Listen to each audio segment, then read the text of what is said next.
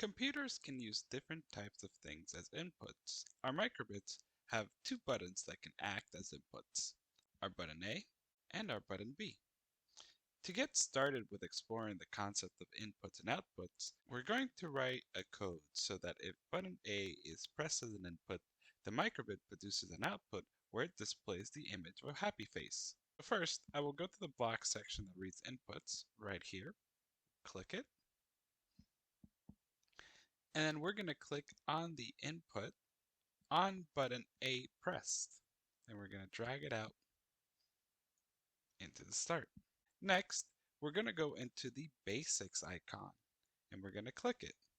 And like last time, we're going to look for the show icon block right here. We're going to drag it out and put it inside of the on button A pressed block. Then we're going to change the icon inside. Again, looking for the happy face right here. And now we will test it. So when I press the button A, our happy face appears. Now it's your turn. See if you can write a code that displays a happy face when the button A is pressed. Then, as a challenge, add a new input block to see if you can make your microbit display another icon when the button B is pressed.